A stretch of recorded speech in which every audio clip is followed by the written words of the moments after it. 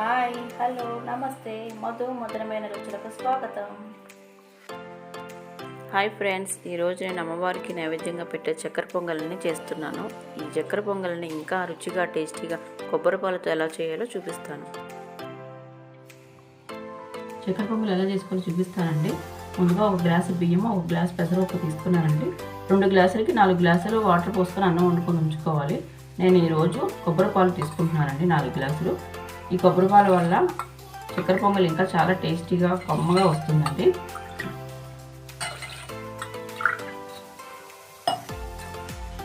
Rice అంతా ఉడికిపోయిందండి. ఇప్పుడు మనం డ్రై ఫ్రూట్స్ వేయించుకుందాము. ప్యాన్లో 2 స్పూన్లు గీ వేసుకున్నానండి. పచ్చి కొబ్బరిని చిన్న చిన్న ముక్కలుగా కట్ చేసి వేయించుకోవాలండి. చక్కెర పొంగల్కి పచ్చి కొబ్బరి ముక్కలు వేయించేసుకుంటే చాలా టేస్టీగా ఉంటుందండి.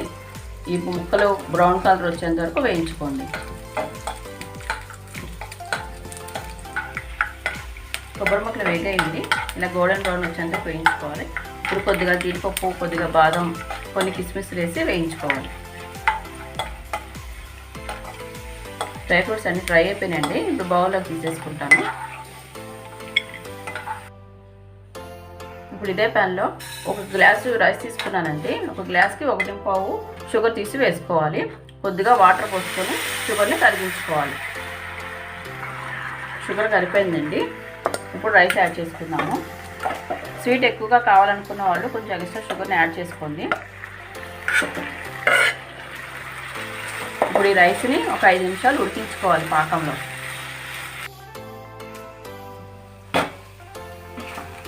షుగర్ సిరప్లో రైస్ చక్కగా ఉడికిపోయిందండి. అంతా దగ్గరికి వచ్చేసింది. ఇప్పుడు ఈ టైంలో కొద్దిగా ఇలాచీ పౌడర్ వేసుకోవాలి. ముందుగా మనం వేయించి పెట్టుకున్నాం కదండి డ్రై ఫ్రూట్స్ అన్నీ వేసుకోవాలి. పైనుండి కొంచెం 4 స్పూన్లు గీ వేసుకుంటే చాలా బాగుంటుంది చక్కెర పొంగల్కి. అంతా వేసుకొని కలుపుకోవాలి.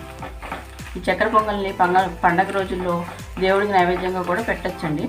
దసరాకి అమ్మవారికి చాలా ప్రత్యేకంగా ఈ చక్కెర పొంగల్ని పెడతారండి. ఈ పొంగల్ని మీరు కూడా ఒకసారి ట్రై చేయండి.